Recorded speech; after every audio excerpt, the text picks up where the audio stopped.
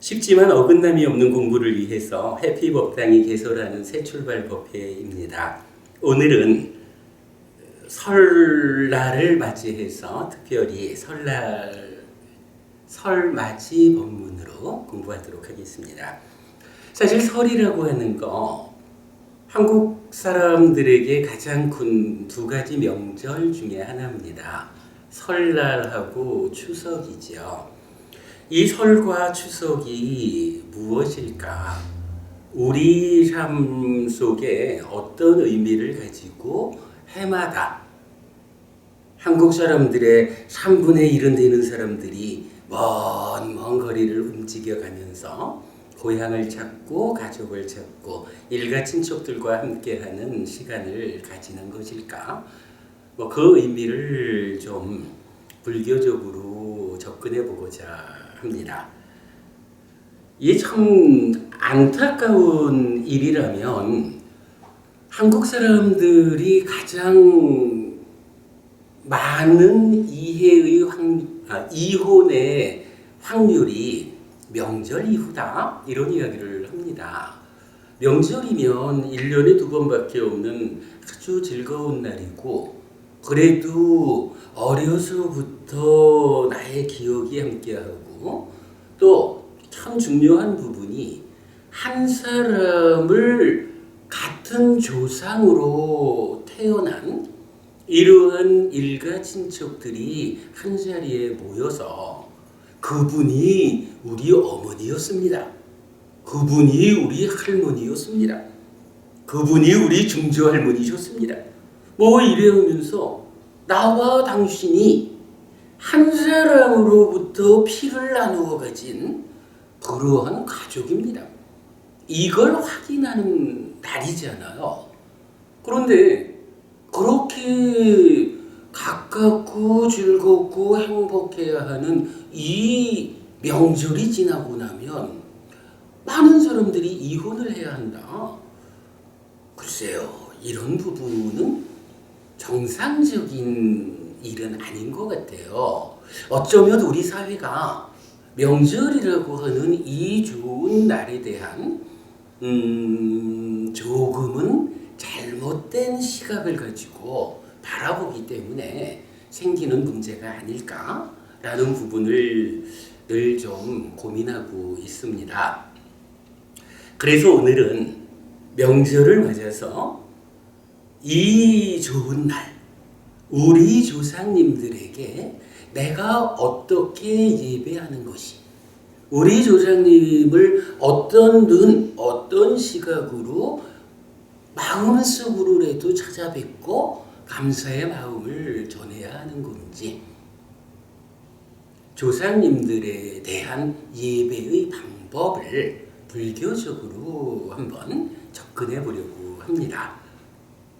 네, 우리 조상님들께 어떻게 하는 것이 가장 잘 예배하는 방법일까? 먼저 경전을 한 가지 소개하려고 합니다. 대반열반경이라고 부처님께서 돌아가시기 직전에 얼마의 과정 동안 있었던 이야기들을 잘 기록해 놓은 경전입니다. 그 중에 한쌍의 산라나무라는 주제가 있어요. 여러분 보통 부처님 어디서 돌아가셨나요? 하면 사라상수 밑에서 이렇게 표현하죠. 그 두 그루의 사라나무 밑에서 부처님께서 반열반하셨다, 돌아가셨다라고 말하는 그 나무가 산라나무. 그래서 한 쌍의 산라나무 밑에서 있었던 이야기가 대반열반경 중에 한 부분으로 전승이 되고 있어요. 경전 읽어보겠습니다.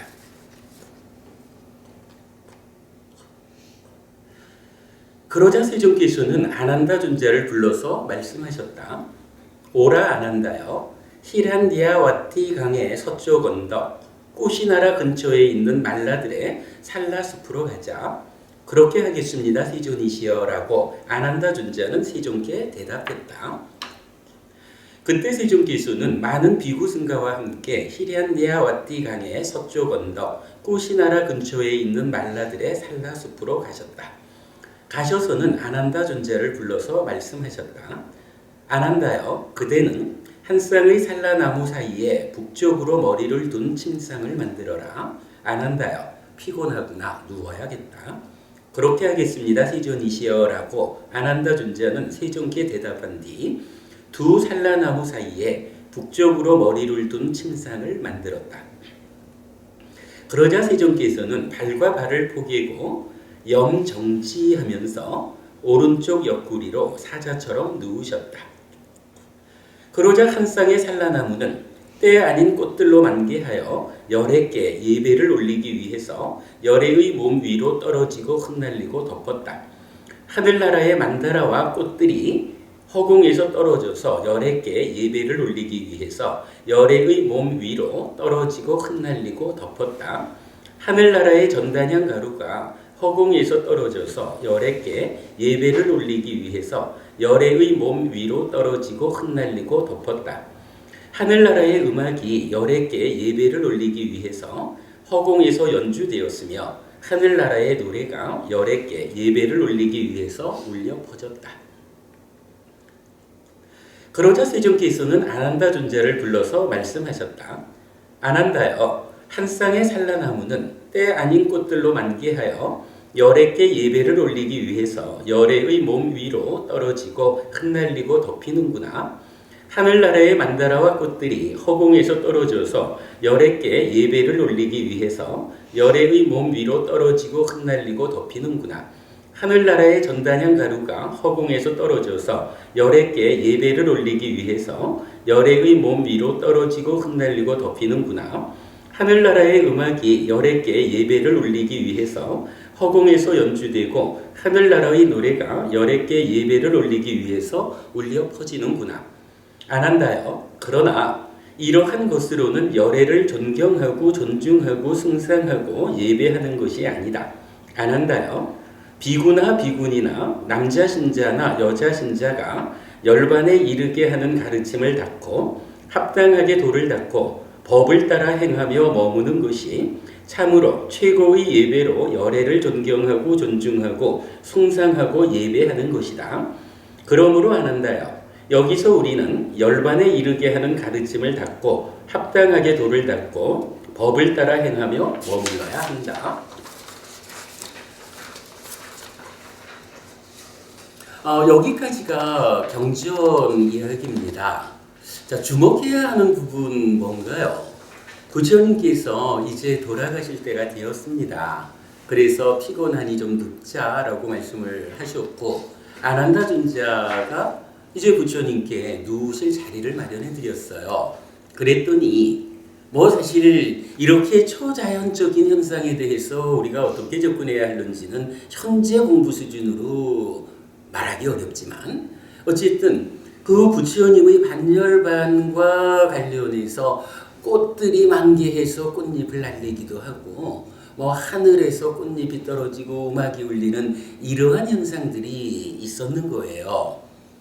보통 사람들이 보면 이야 대단한 일이구나. 꽃이 필 때가 아닌데도 피어가지고 꽃잎을 날리고 하늘에서 음악이 막 연주되고 얼마나 정말로 이 훌륭한 부처님을 찬탄하는 대단한 예배로구나. 이렇게 사람들은 말하겠지만 이제 부처님은 그렇지 않다는 거예요. 참으로 부처님을 예배하는 방법은 이렇게 꽃을 뿌리고 음악을 연주하고 이러한 것이 아니다. 부처님을 예배하는 정말 최선의 방법이 있다면 그것은 부처님이 원하는 대로의 어떤 일을 하는 것이다. 그렇다면 부처인 내가 원하는 것이 무엇이냐라고 할 때 나는 그대들이 나의 제자들이 내가 나 스스로의 삶을 완성하기 위해서 깨닫고 그리고는 참으로 많은 사람들을 위해서 그대들이 행복하면 좋겠다. 그대들의 삶이 더 이상 괴로움은 늘어나지 않고 줄어드는, 행복이 갈수록 늘어나는 그러한 삶을 살 수 있으면 좋겠다. 그 끝에 가서 그대들도 나처럼 삶을 완성해서 윤회에서 벗어남으로써 태어났기 때문에 늙고 병들고 죽어야 하는 이러한 아픔을 경험하지 않으면 좋겠다 라고 바라는 게 부처인 나의 바람이다. 내가 그대들에게 원하는 것이 그거다. 그러니 정말로 그대들이 나를 예경하고자 한다면 나에게 꽃을 뿌리고 음악을 연주하고 이렇게 나를 위해서 어떤 것을 해야 하는 것이 아니다. 내가 정말로 원하는 그대로 내가 깨달은 이 가르침에 의지해서 그대들 스스로의 삶을 향상한다면 그것이 내가 원하는 일을 하는 것이고 그것이야말로 참으로 부처를 예배하는 최선의 방법이다. 이렇게 말을 하시는 거예요. 조금 이따가 한번 제가 적은 글을 읽어보겠지만 우리가 정말로 주목해야 되는 것은 무엇냐 하면 부처님을 예배한다, 부처님을 예경한다라는 이 일이 그 방향이 어디일까라고 하면 와 참으로 부처님이 훌륭하다, 위대하다, 나에게 이러이러한 많은 것을 주셨다. 그러니 그 대가를 부처님에게 돌려드려야겠다. 그것이 꽃이 됐든 음악이 됐든 어떠한 것이 됐든 이 고마운 부처님에게서 받은 것에 대한 대가를 부처님에게로 돌려드려야겠다. 요거 아니라는 거예요. 부처님을 예경하는 방향은 이제 감사합니다 부처님. 스승이신 부처님께서 저희를 위해서 이렇게 많은 것을 주셨고 그로 인해서 우리가 스스로의 삶을 향상할 수 있었습니다.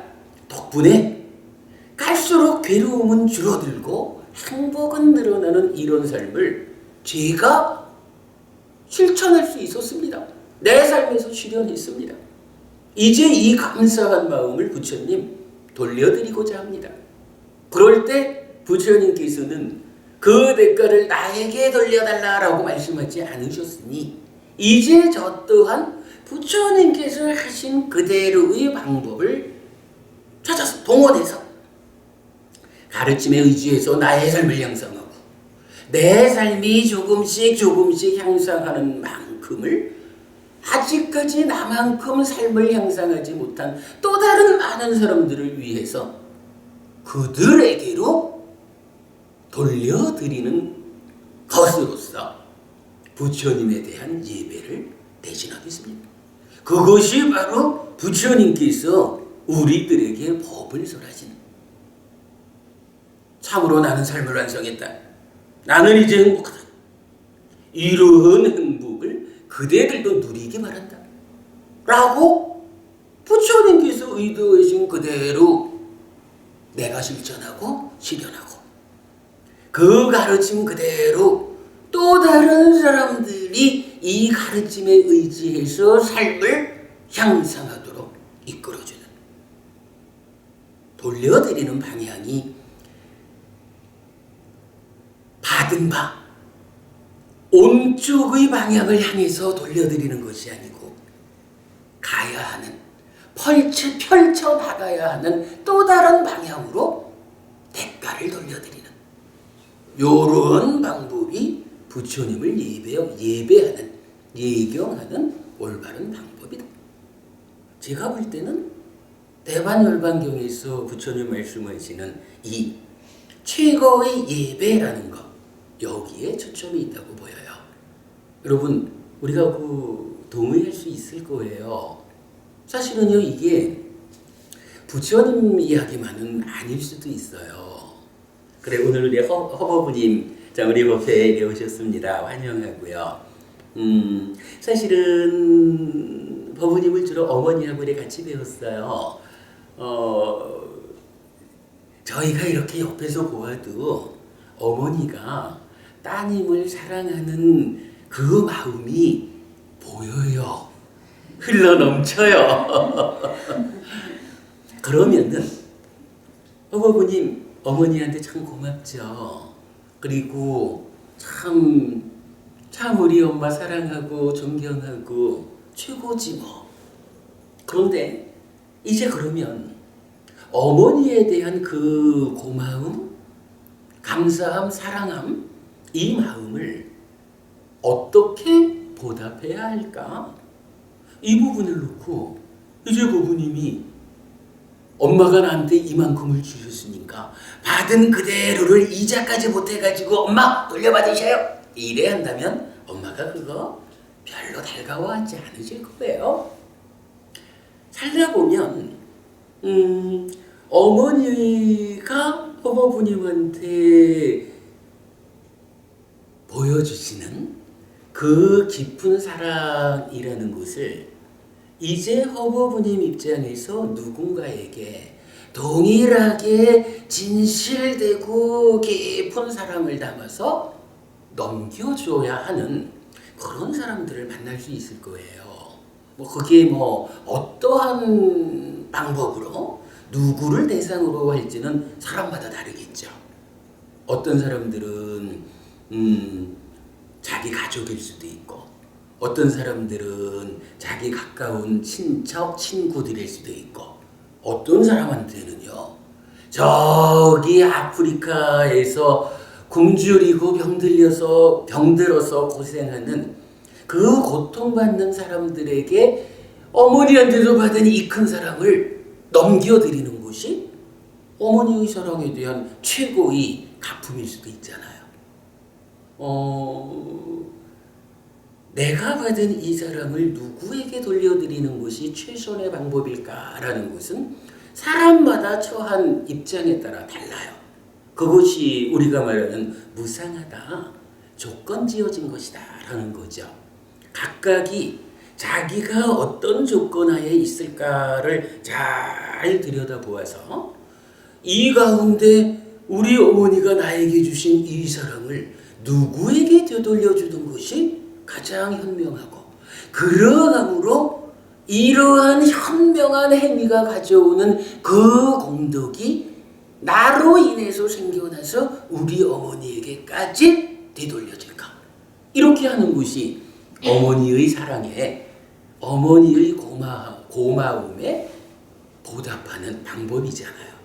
이제 부처님 말씀도 사실은 그 부분에 초점을 두시는 거예요. 그러니까 경에서 꽃을 흩날리고 음악을 연주하는 그게 정으로 열애를 위한 최고의 예배라고 하지 않는다. 정말로 그대들이 부처를, 그러니까 열애를, 부처님을 예배하고자 한다면 부처님이 우리들을 위해서 제시해준 해탈로 이르는, 내가 욕계 중생으로의 삶을 살아가고 있다라고는 해도 이 욕계 중생의 특성, 소유한다라고 하는 이 제약을 넘어서 가지고 존재 그대로의 삶을 형성하고, 그 존재의 삶을 토대로 다시는 내가 존재하기 때문에 존재의 내재한 불만족들을 반복하지 않으리라. 그래서 존재로부터의 벗어남, 해탈된 삶을 실현하리라. 다시는 태어나지 않음을 통해서 늙고 병들고 죽어야 하는 이 아픔을 반복하지 않으리라. 이러한 삶의 목적을 분명히 하고 그러한 자리로 나아가기 위해서 매일매일 조금씩 더 노력해가는 그러한 삶 자체가 바로 부처님에 대한 최고의 예배다. 어머니께서 나를 사랑하시는 이 감사함에 보답하기 위해서는 내가 오늘도 오늘 하루를 나의 현실에 맞추어서 가장 적절히 최선의 방법으로 살아내리라. 그래서 내가 오늘보다는 내일이 조금 더 향상해 있고, 오늘보다는 1년 후가 조금 더, 아니 상당히 많이 향상해 있고, 죽을 때쯤 되면은 아주 훌륭한 삶을 살아내서 죽음 이후에 대해서도 요만큼의 두려움도 갖지 않는 그러한 삶을 내가 살아내는 거. 이게 바로 어머니의 사랑. 그 중심이 뭐예요? 어머니는 허버부님한테 우리 딸이 행복하기를 요거 말하고 사랑해 주시잖아. 어머니가 원하는 그대로 허버부님이 그렇게 삶을 향상해서 행복한 삶을 실현하는 것. 버부님이 행복해지는 것. 요게 바로 어머니가 바라는 그거라고. 그죠? 그러니까 어머니가 바라는 그런 삶을 살아내주면 이게 어머니에 대한 최고의 보답인 거예요. 어머니에 대해서 공경하는 최선의 방법인 거예요. 그리고는 그러한 삶을 살아내는 가운데 이제 버부님에게도 어머니가 버부님을 사랑하시듯이 버부님에게도 사랑하는 사람들이 생겨나잖아. 그 사람들을 위해서 내가 내 사랑하는 저들을 위해서 어떠한 도움을 줄까? 내가 저들을 어떤 방법으로 사랑해 줄까? 라고 고민해서 그렇게 행위하는 거. 그러면 버부님으로 인해서 버부님이 사랑하는 누군가가 또 행복해진다면 그들의 그 행복이 버부님을 행복하게 할 거야. 왜? 내가 행복하기를 바라는 내 사랑하는 사람들이 행복해지면 그거 보고 내가 행복해진다라는 건 당연한 거죠. 그래가지고 허버부님이 자꾸 행복해지면 그 자꾸 행복해지는 허버부님을 보는 어머니는 자꾸 더 좋아지는 거야. 그죠? 우리가 어떠한 곳이든 정말로 사랑하고 존경하고 감사하고 그러한 어른들로부터 내가 받은 것을 어떻게 되돌려 드릴까라고 할 때 이 되갚음의 방향이 나에게 주신 그분에게로 직접 돌려주는 거. 물론 그것도 필요하죠. 때로 이제 어머니 연세도 드시고 뭐 이래 하면 그래도 어머니의 노후에 이런저런 불편 없이 보살펴 드려야 되고 당연히 해드려야 되는 거죠. 그런 거는 기본이고. 그러나 진정 어머니를 위하고 어머니에 대한 감사의 마음은 어머니에게 직접 돌려드리는 게 아니라 이제 제3자들을 위해서 나의 역할을 하는 거. 요거가 되겠죠. 자, 결국 부처님 그 말씀인 거지요. 그래, 그대들이 사랑하는 나의 제자들이 스승인 나에게 고맙다면 이제 나에게 어떤 식으로 예배 예경할 것이냐, 어떤 식으로 나에게 감사의 마음을 표할 것이냐. 그래, 그대들이 행복해져라. 그대들이 행복해지는 방법이 무엇일까? 내가 가르쳐 주었다. 자, 부처님께서 45년간 부처로서 살아가는 동안에 참으로 많은 말씀을 주시잖아요. 우리가 지금 공부하고 있는 니까야라고 하는 이 경전이 바로 그 말씀들이잖아요. 그 말씀들을 통해서 부처님은 그대들이 행복하기를 바란다 라고 지시하셨고, 그 가르침에 의지해서 공부하는 우리는 고맙습니다 부처님, 저는 정말 부처님의 제자로서 당신의 가르침에 의지해서 행복해지겠습니다. 제가 정말로 덕분에 행복해지겠습니다. 요거를 우리가 잘하면 이게 바로 부처님한테 감사한 마음을 정확하게 되돌려 드리는 거란 말이죠. 거기에 한 걸음 더 나가가지고 부처님께서 참 많은 사람들의 행복을 위해서 이렇게 법을 설하셨는데 그 중에 나도 한 사람이 되어가지고 가르침에 의지해가지고 내가 행복해졌다면 이제 정말로 부처님이 원하신 바 그 일을 잘하는 것은 나 하나가 행복해진 데서 끝나지 않고 내가 이 가르침을 더 많은 사람들에게 전달함으로써 그 사람들의 삶을 함께 형성해 줄 수 있다면 이제 그들이 행복해지는 만큼 부처님은 그래 참으로 훌륭하다, 내가 원한 게 바로 그거야 하면서 만족해 하시는 거죠. 부처님 바로 그렇게 말하는 거예요. 정말로 열애에 대해서 바르게 예배하는 거, 최선의 예배 방법은 가르침에 따라서 삶을 형성해라. 어떤 가르침이냐? 여러분 우리 다 알죠? 부처님 가르침의 중심은 어디에 있어요? 가르침의 본래의 영역은 부처님 전생에 어떤 말씀, 어떤 일이 있었다라고 하셔요. 자, 경전 안에 보면 부처님의 전생을 설하는 경전이 몇 개 있죠. 그 경전에 보면 내가 전생에 이러이러한 아무개로 태어나서 살다가 자비희사 사무량심을 닦아서 많은 사람들에게 사무량심을 가르쳐가지고 그들을 범천의 세상으로 색계무색계라고 하는 높은 하늘로 이끌었다. 그래서 참으로 많은 사람들을 행복하게 했다. 그러나 여기서 중요한 건 그거죠. 전생에는 그렇게 자비이자 사무량심으로 많은 사람들을 높은 하늘로 이끌었는데, 그러나 어쨌든 그거는 전생의 이야기야. 전생이라는 건 뭐예요? 부처님도 전생에는 부처님 아니었겠죠. 부처님이 금생에 부처가 되셨으니까 전생에는 부처가 아니었다고요. 그 얘기는 뭐냐 하면 아직까지 깨닫지 못했다라는 거거든요. 삶을 완성하지 못했다라는 거고 100% 행복만으로 존재하는 법을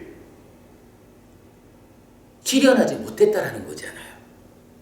그러한 때에 자비희사 사무량심으로 이렇게 많은 사람들을 높은 하늘로 이끌었는데 지금은 뭐예요? 이제 부처된 상태에서 하시는 말씀이잖아. 삶을 완성했거든요. 깨달음을 실현했거든요. 이러한 상태에서는 열반으로 직접 이끄는 가르침을 전한다. 그것은 팔정도다. 이렇게 나타나죠. 열반으로 직접 이끈다라는 말씀은 뭔가요? 결국은 우리가 에릭 프롬이 말하는 소유냐 존재냐 하듯이 소유에 묶여서 더 고통스러운 삶을 살 거냐, 아니면 소유를 내려놓고 존재를 오롯이 드러내어가지고 내꺼 하려는 요 욕심 때문에 나와 너의 관계에 문제를 일으키지 않는 존재로서의 만족한 삶을 사는 여러한 그 존재라는 향상된 영역에를 가도, 그러나 사실은 존재라는 것이 완성된 영역은 아니다라고 부처님 말하는 거죠. 왜냐하면 비록 소유를 내려놓아 가지고 너와 나의 관계에서는 문제가 없지만, 그러나 아직까지 나라고 하는 존재로서 살아갈 때는 존재의 내재한 불만족의 문제는 아직 풀어내지 못한 거잖아요. 존재의 내재한 문제 뭔가요? 기본적으로 내가 지금 살아가고 있다, 하나의 존재가 되어 있다라는 요 상황은 결국 시간이 가면 늙어야 되거든요. 그 가운데 병이 들어야 되죠. 그리고 언젠가는 죽어야 되잖아요. 이렇게 존재로서 태어나 있기 때문에 늙어야 하고 병들어야 하고 죽어야 한다는 이러한 문제는, 이거는 나와 너의 관계와 무관한 거예요. 소유라는 개념과 무관하게 내가 중생으로 태어나 있다라는 존재하기 때문에 생겨나 있는 문제거든요. 이거는 아무리 존재를 오롯이 드러낸 그러한 높은 수준의 삶을 산다 해도 아직까지 내 안에 내재된 거라고요. 내가 아직 떨쳐내지 못한 불만족, 괴로움이라고요. 거기에다가 죽기만 하면 끝나나요? 그러질 못하잖아. 죽으면 또다시 태어나가지고 태어났기 때문에 늙어야 되고 병들어야 되고 죽어야 하는 이러한 삶을 반복해야 되잖아요. 요거 뭐라 그래요? 윤회라고 하잖아요. 존재한다라고 하는 이 영역은 비록 자비희사 사무량심을 닦아가지고 많은 사람들을 색계무색계의 높은 하늘로 이끌었다라고 해도, 그러한 삶을 이끌어준 스승도, 또 거기에 이끌려서 높은 하늘에 태어난 제자들도 아직까지 존재에 내재한 이런 생로병사의 문제, 이건 높은 거예요. 아무리 행복해도 결국은 내가 늙어야 되고 죽어야 되는 거예요. 이거 어쩔 거예요. 오직 부처님만이 해결한 한 가지 길이 있잖아요. 바로 존재에 내재한 삶의 문제를 해소한 거잖아요. 요거 깨달았다라고 말하는 거고, 해탈했다라고 말하는 거고, 열반을 실현했다라는 거죠. 윤회에서 벗어났다 이렇게 말하는 거잖아요. 그래, 이제 부처님, 내가 과거 전생에는 자비에서 사무량심을 엮어가지고 나도 아직까지 완성되지 못했기 때문에 사무량심을 닦아서 새끼 무새끼라는 존재의 삶에 있었고, 많은 사람들을 욕계라고 하는 소유의 삶으로부터는 건져 올려서 새끼 무새끼의 높은 하늘로까지는 끌어올렸지만 그들 또한 존재의 영역을 벗어나지 못했고, 요 얘기죠. 그러나 지금 부처를 이룬 지금은 존재의 삶에서 제한되지 않는다. 이제 열반으로 직접 이끄는 해탈된 삶으로 향상하는, 늙고 병들고 죽어야 하고 또 태어나서 반복해야 하는 이러한 윤회라는 삶의 현실에서 벗어나는 그러한 삶으로 직접 이끈다. 그 방법 할 정도다. 이렇게 알려주고 있잖아요. 부처님께서 열애를 예경하는 최선의 방법은 이렇게 꽃을 흩날리는 것도 아니고 음악을 연주하는 것도 아니고 바로 어떤 스승도 해내지 못한 열반으로 직접 이끄는 이러한 가르침, 내 가르침에 의지해가지고 바로 그대들 스스로의 삶을 향상하는 것이다. 이렇게 알려주는 거죠. 이게 따지면 불교의 본질이지요. 부처님, 나한테 뭐 돌려줄라 그러지 말어. 내 가르침에 의지해서 그대들 스스로의 삶을 향상해. 이렇게 말씀하시거든요. 이게 최고의 예배 방법인 거예요. 자, 지금 말씀드린 부분을 좀 요약해서 제가 글로 적어봤어요. 읽어볼게요.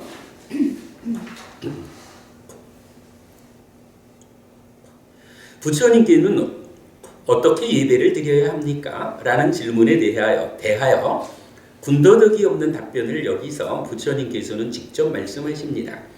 비구나 비군이나 남자 신자나 여자 신자가 열반에 이르게 하는 가르침을 닫고 합당하게 도를 닦고 법을 따라 행하며 머무는 것이 참으로 최고의 예배로 열애를 존경하고 존중하고 숭상하고 예배하는 것이다. 그렇습니다. 부처님은 이것저것으로 부처님 앞을 치장하는 것을 예배로 보지 않습니다. 우리가 보통 말하는 법당을 장엄하고 뭐 이런 거 부처님으로서 별 의미 없다는 거예요.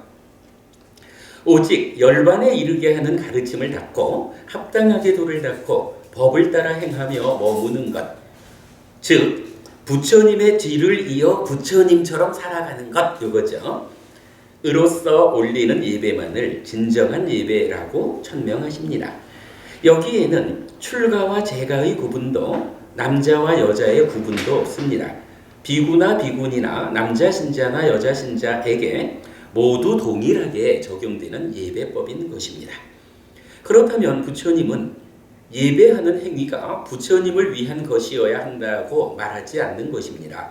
당신이 깨달은 바를 많은 제자들을 위해 가르친 이유는 당신에게로 돌아오는 어떤 대가를 기대해서가 아니고 제자들 스스로의 삶을 향상으로 이끌어주기 위함인 것입니다. 많은 사람들을 행복으로 이끌기 위한 스승의 사랑이 깨달음을 통해 완성된 것이고, 완성된 삶, 해탈된 삶을 제자들에게 제시할 수 있게 된 것입니다. 그래서 제자인 우리들이 부처님을 예배하는 최고의 방법은 부처님의 사랑에 부응하여 가르쳐 주신 방법에 의지해 스스로의 삶을 향상으로 이끌고 향상하는 만큼 다른 사람들의 향상을 위해 부처님처럼 사랑으로서 가르침을 전달하는 것입니다. 자, 제가 말씀드린 거 이렇게 요약할 수 있겠죠? 불교 신자가 정말로 알아야 됩니다. 부처님께서 어떤 일을 하셨고 그중 우리에게 바라는 바가 있다면 무엇일까? 이제 우리가 정말로 존경하는 우리 스승, 우리 부처님한테 예경하자, 예배하자, 감사를 표하자라고 한다면 어떤 방법으로 그 일을 할 수 있을까? 이 주제 알아본 겁니다. 자, 이어가지고 그렇다면 이제 설이에요. 명절이 왔거든요. 이 명절을 맞아서 우리 조상님들에게는 어떻게 예배해야 할까? 오늘의 주제를 좀 알아보도록 하겠습니다. 제가 이 글을 조금 적어보긴 했는데 이 글을 완성은 못했어요. 그냥 일단 적어놓은 만큼만 먼저 좀 읽어보고 말씀 나누도록 하겠습니다. 조상님들에게 예배하는 법. 명절이면 기억 속에서 만나 뵈는 조상님들도 우리를 사랑합니다. 표현하자면 부처님처럼 요 얘기겠죠. 그래서 우리가 모두 잘 살기를, 행복하기를 바랍니다. 나도, 내 가족도, 내 형제도, 내 많은 친척들도 모두 다 잘 살아서 우리 가문이 부와 명예를 함께 가지기를 바랍니다. 조상님들 그러시겠죠. 그런데 우리 조상님들은 삶을 완성하지 못했습니다. 그래서 행복을 위한 바른 길을 모릅니다. 사랑하고 행복하기를 바라시지만 행복하기 위한 바른 길을 제시해 주지는 못합니다. 조상님과 부처님의 차이입니다. 이때 조상님들에게 예배하는 방법은 무엇입니까? 한국 사회의 문화와 전통에 의해 우리는 제사를 지내고 일가 친척이 함께 모여 명절을 즐깁니다. 제사를 통해 부처님들을 이런 조상님들을 잊지 않고 있음을 알리고 명절에 함께 모여 즐김으로써 당신의 자손들이 행복하게 살아가고 있음을 보여드리는 것입니다. 그 가운데 정성을 다하여 조상님을 기리고 그 자손됨의 공통점을 자식들 간에 확인하는 것입니다. 그런 이유로 한국 사회에서 명절이 커다란 의미를 가지고 전승되고 있다고 해야 할 것입니다. 그러면 조상님들에 대한 최고의 예배 방법은 무엇입니까? 조상님들이 원하는 대로 행복한 삶을 사는 것입니다. 이거 딱 그 얘기죠. 어떻게 부처님을 예경할까요? 부처님이 원하신 대로 해드리는 거지 뭐. 그 얘기. 제사상 잘 차려서 조상님들에게 태어나게 해주신 대가를 돌려드리는 게 아니라 자손인 우리들이 잘 살아 행복해지는 것입니다. 정당한 방법에 최선의 노력을 더해 내가 잘 살아야 하고 같은 자손들인 그들과 함께 나누고 협력해서 특별히 힘든 자손이 없게 하는 가운데 가문을 부흥시키는 것입니다. 그래서 제삿날이면 함께 모여 태어나게 해주심을 감사드리고 일가 친척되어 세상살이 함께하는 동반자됨을 기뻐해야 하는 것입니다. 일가 친척의 의미죠. 나는 배부르게 잘 사는데 우리 친척 중에 아무개는 저쪽에서 정말 떼거리가 없어가지고 힘들어해. 그건 당신 문제야. 열애하지 말자는 거죠.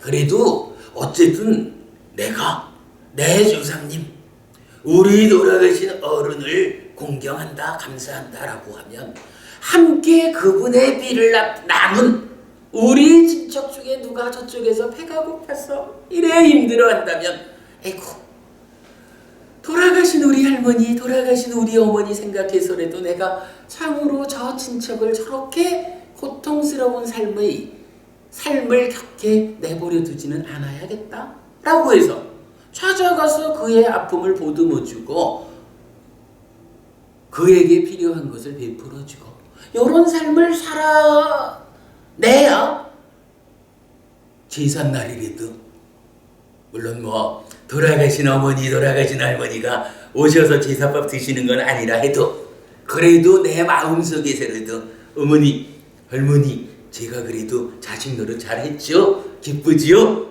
이렇게 말할 수 있는 거잖아요. 돌아가신 분이 물론 우리는 부처님 공부를 하는 사람이니까 당연히 알죠. 돌아가시는 순간 몸과 마음이 헤어지는 그 순간 새로운 몸과 만난 이 마음은 돌아가시기 이전의 삶을 기억하지 못하잖아요. 요거 기억하는 방법 아시죠? 수행을 잘 해가지고 제4선까지 공부가 올라가면 그때 내가 전생을 보는 신통도 좀 경험하고 그래서 내가 과거 생들을 어떻게 살아왔는지도 좀 확인해보고 그 끝에 내가 늦은 명 번뇌를 부수고 해탈할 거야. 뭐 요렇게 수행의 방향을 설정하는 사람은 제4선이라고 하는 높은 수행의 토대 위에서 전생을 기억할 수 있잖아요. 그러나 그렇게 수행이 뒷받침해 주지 않는 한 돌아가신 분이 이전의 몸으로 살던 전생을 내가 얼마 전까지는 그래 내 전생이 아무개야 내가 네 엄마였단다 이거 기억 못한다는 거 아니에요. 만약에 그게 기억이 되고 정말로 자식들이 제사상 탁 차려놓고 절하면서 어머니 오셔서 제사밥 드셔요 이럴 때 와서 제사를 지내는 거라면 수영부부님 오늘은 몇 번째 전생의 자식들이 차려주는 밥 먹으러 가실까요? 아마도 우리가 이게 사실이라면 그죠 어부님 이게 사실이라면요 하루 저녁도 우리가 제사밥 먹으러 쫓아가지 않아도 되는 날이 없을 거라고. 우리가 살아온 날이 얼마나 많은가요? 그죠 우리 전생의 삶이. 우리가 제사를 지낼 때 지내더라도 분명히 불교 신자는 알고 지내야죠. 제사밥 드시러 돌아가신 우리 어머니 할머니 오시는 건 아니에요.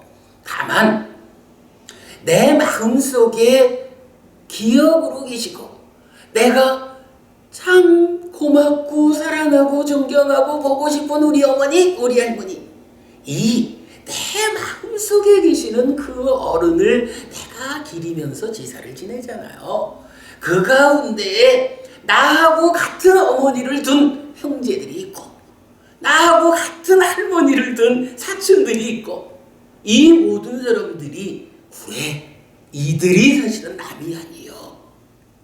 이들이 바로 같은 어머니, 같은 할머니, 같은 중녀 할머니의 같은 피가 흐르는 내 친척들이요.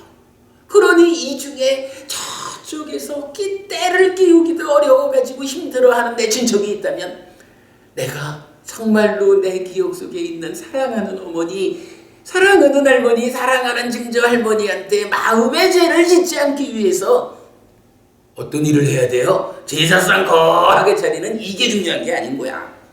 그죠? 저쪽에 힘든 내 친척이 있으면 그를 찾아가 가지고 힘을 보태주는, 거들어주는 이게 사실은 자식 노릇하는 거고 손주 노릇하는 거고 그런 거잖아요. 그런 이야기예요. 그죠? 부처님한테 우리가 예경하는 그 방법하고 사실은 똑같은 거죠. 그거 우리가 그냥 잘 보자고요.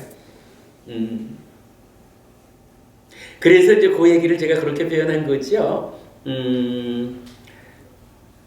제삿날이면 함께 모여 태어나게 해주심을 감사드리고 일가 친척되어 세상살이 함께하는 동반자됨을 기뻐해야 합니다.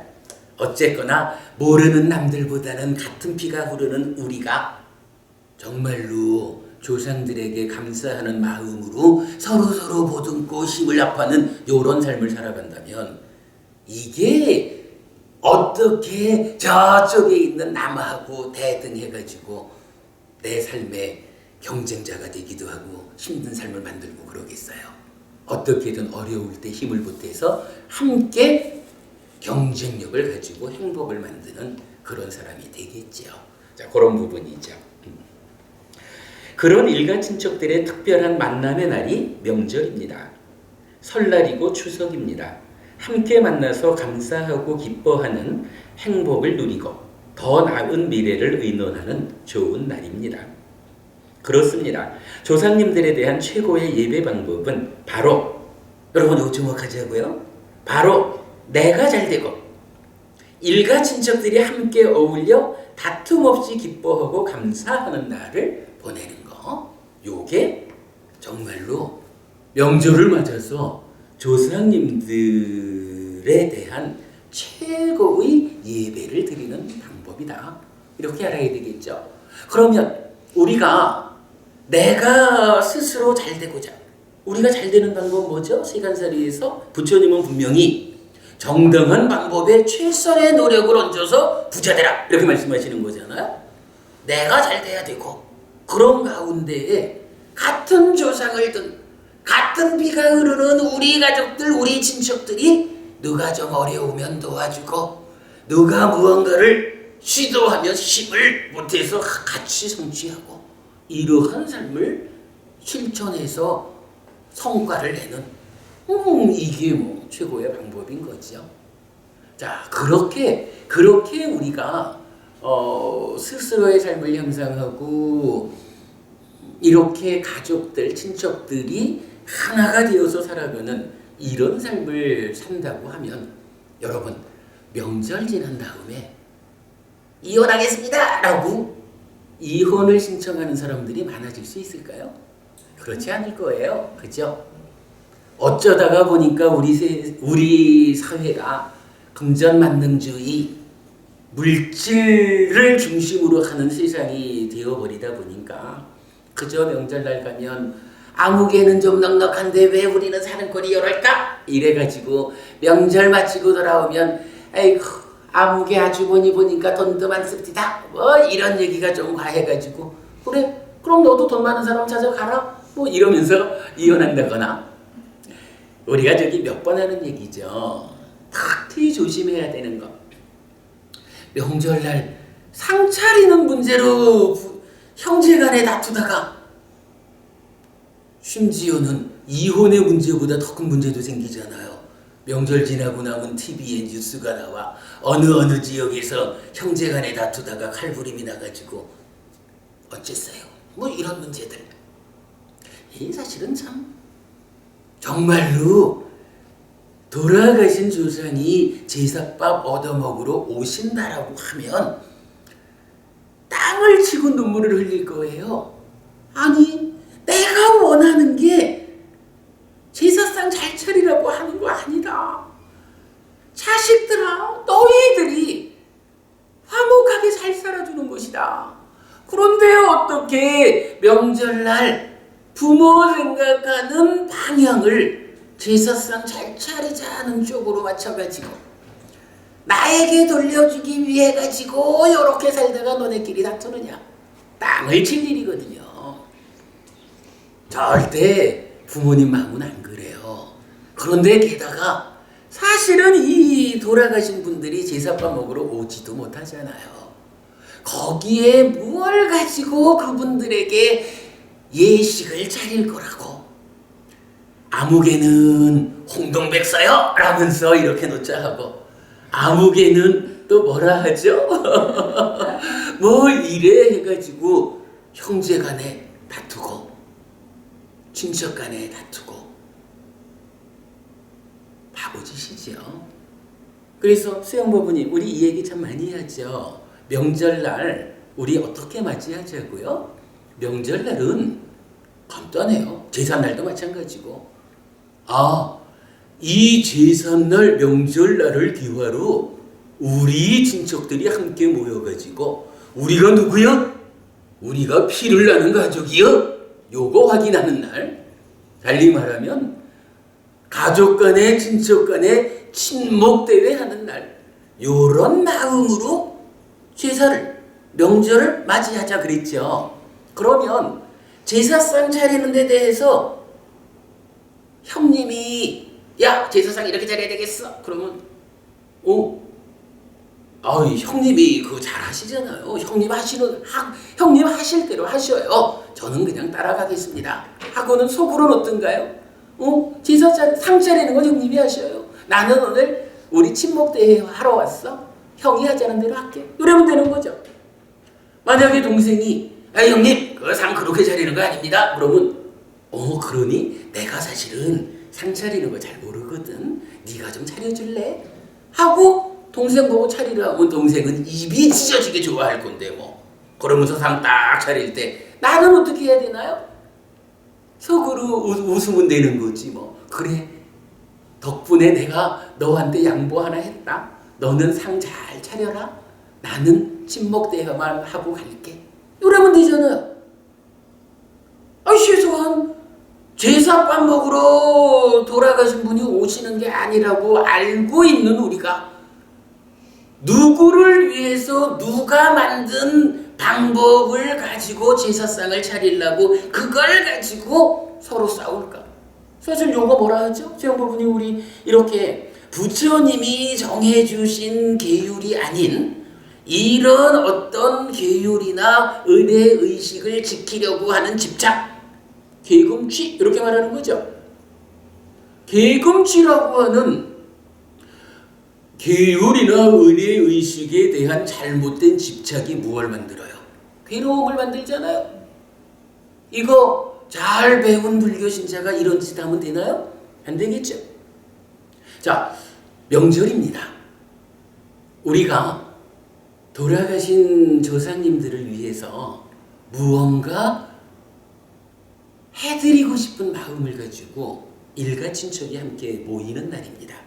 이때 불교 신자는 현명하자고요. 현명하게 정말로 돌아가신 어른들이 우리에게 바라는 것은 무엇일까? 우리가 그분에게 제사상 푸짐하게 차려드리는 것을 바라실까? 아니면 우리가 스스로 행복한 삶을 살아내는 것을 바라실까? 조상님들이 원하시는 그대로를 바르게 알아서 원하시는 그대로를 실천해드리는 그렇게 고마움에 보답하는 삶을 이번 명절을 통해서는 실천해보자고요.